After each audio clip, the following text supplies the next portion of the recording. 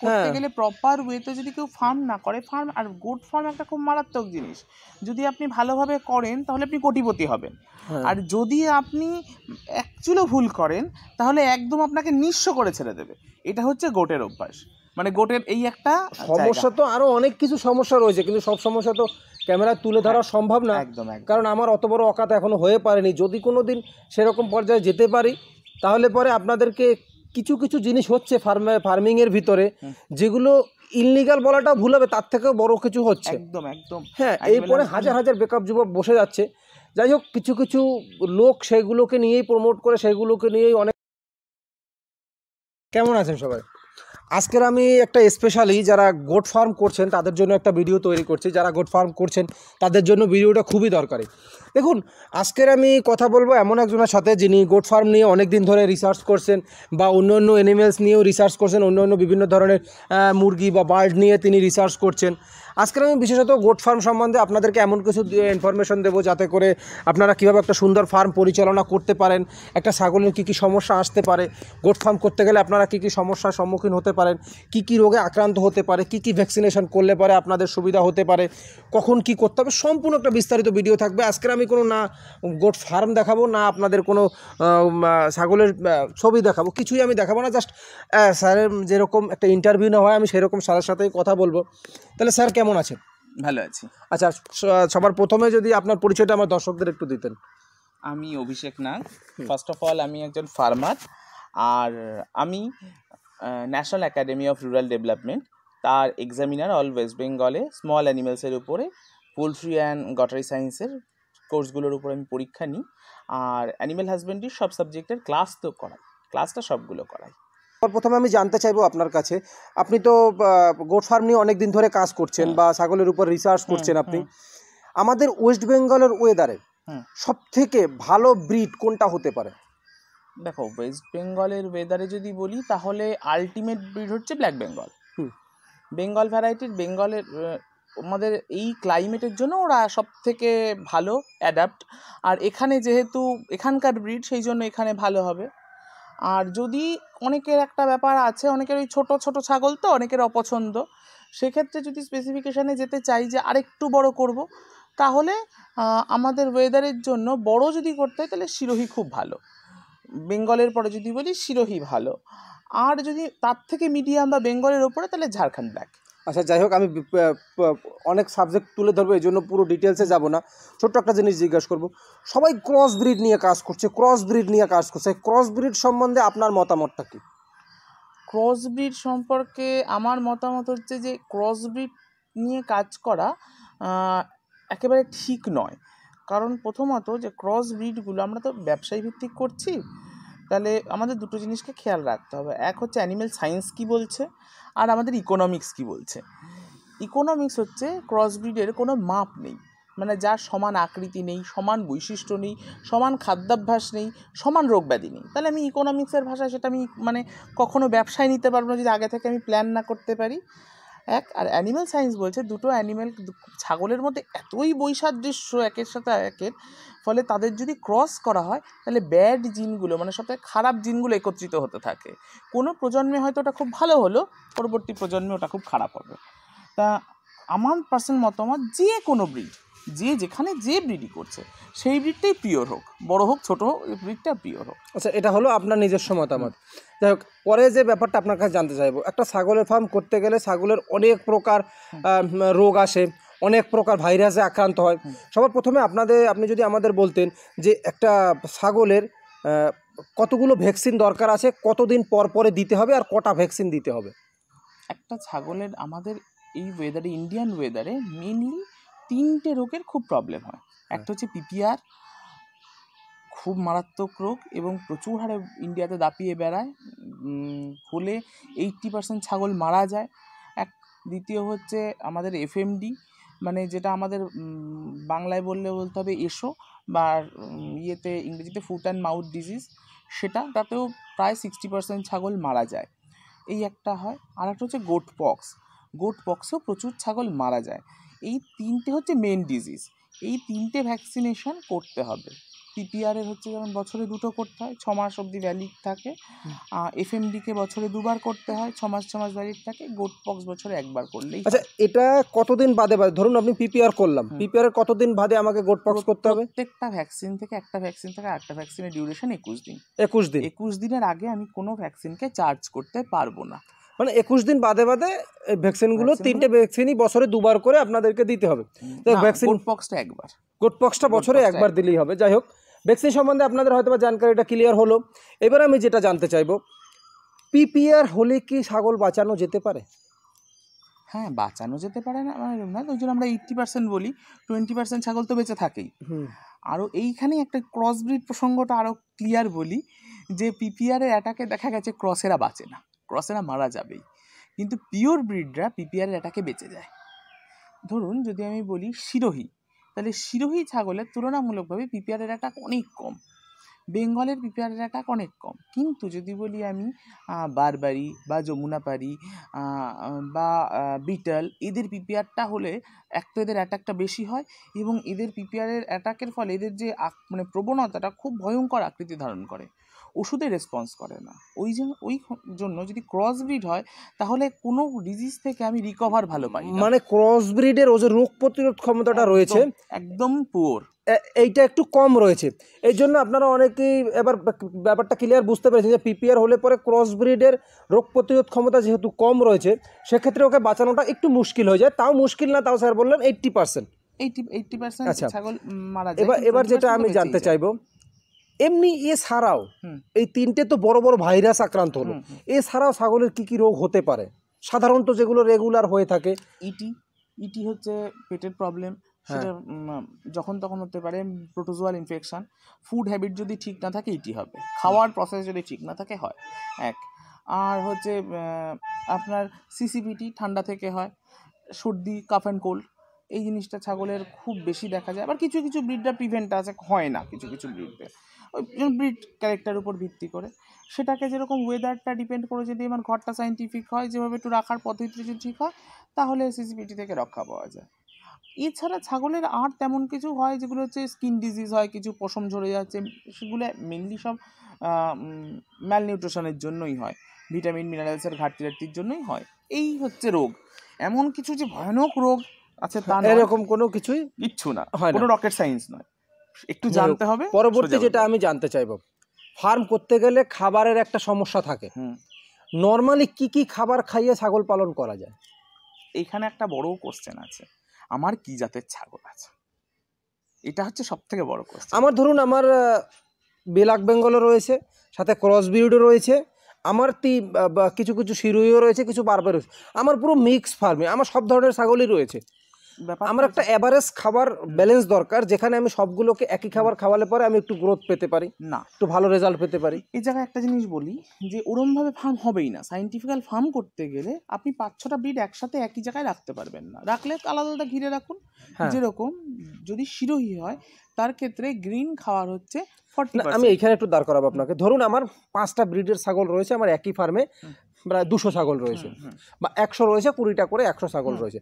এখন এই 5টা ব্রিডের জন্য তো আমার প্রত্যেকদিন আলাদা আলাদা আলাদা আলাদা আলাদা আলাদা রেশিওতে তো খাবার তৈরি করা সম্ভব না। আমি সেটা বলছি না, বলছি যে 5টা ব্রিডকে আলাদা আলাদা কেজে দিতে হবে, আলাদা আলাদা ঘেরায় আটকাতে হবে। যেরকম আমি যদি বলি শিরোহী থাকবে, যদি শিরোহী, তাহলে এর 60% দানা খাওয়ার দরকার, ড্রাই অন দানা খাওয়ার, আর 40% ঘাস দরকার।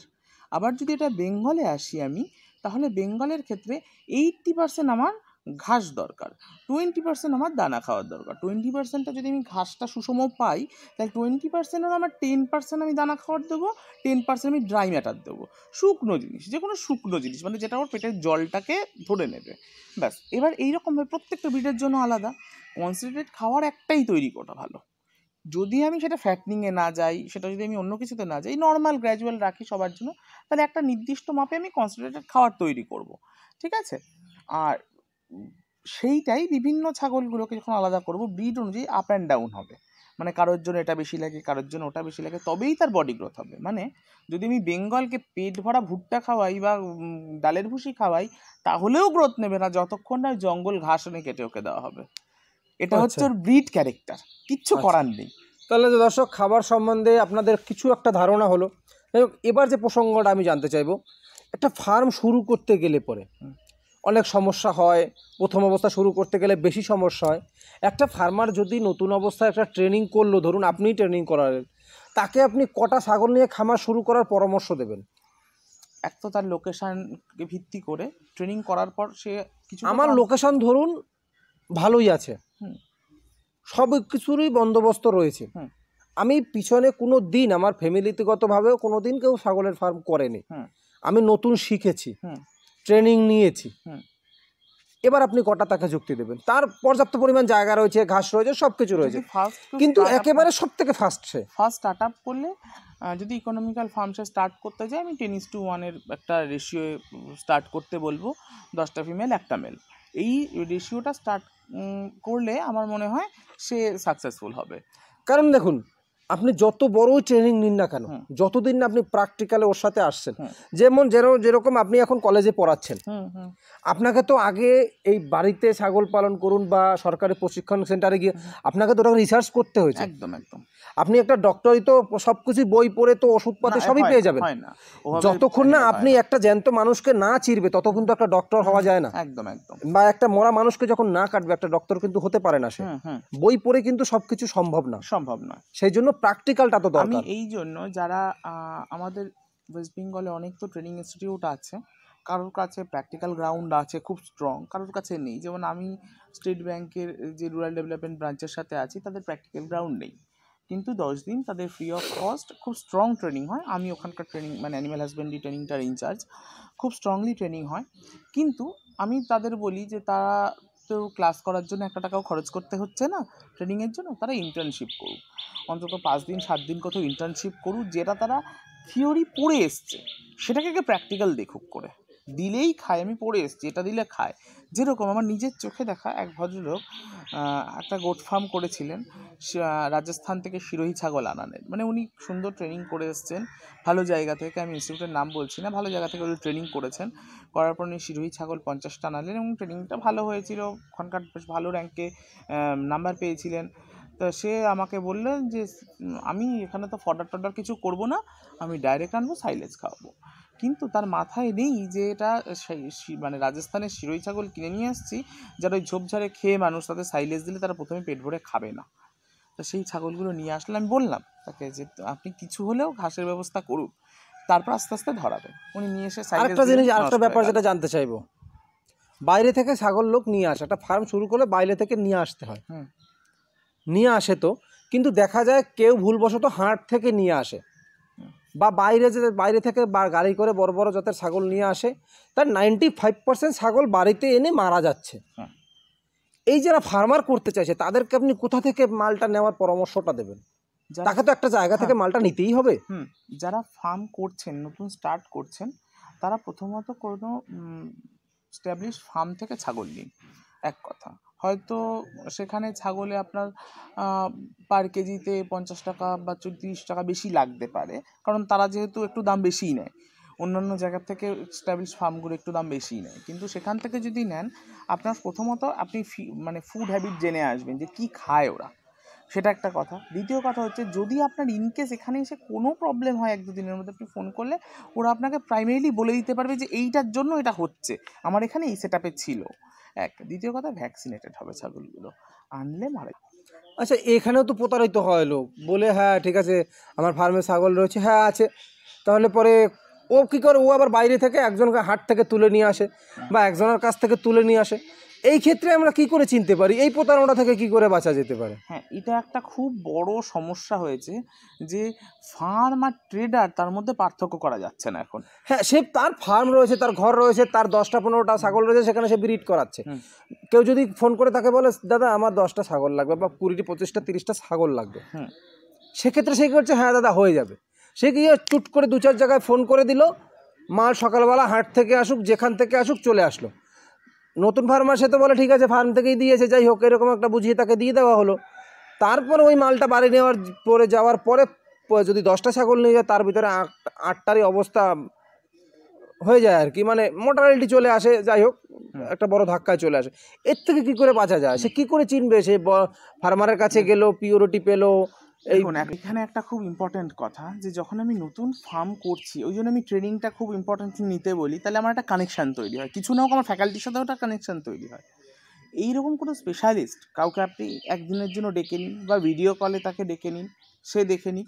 মানে যদি কেউ আমার দেখাচ্ছে আমি ফার্ম থেকে আমি ছাগল বিক্রি করছি, তাহলে এই ছাগলটা আমার ফার্মের ব্রিড করা ছাগল হবে। যে স্পেশালিস্ট হবে তাহলে এর মাকে দেখতে চাইবে কোনটা এর মধ্যে ওর মা, ভুল বললে মার্কিংয়ে ধরা পড়বে যেটা ওর মা নয়। সেটা সেটা করতে করতে ফার্মাররাও রেডি হয়ে যাবে, যখন 10-15 বছর হয়ে যাবে তখন আবার উনি অ্যাজ আ স্পেশালিস্ট অন্য ফার্মারকে গাইড করতে পারবে। তো এইরকম মানুষদের একদিনের জন্য হোক 10 মিনিটের জন্য হোক তাদের সাথে কথা বলে নিই।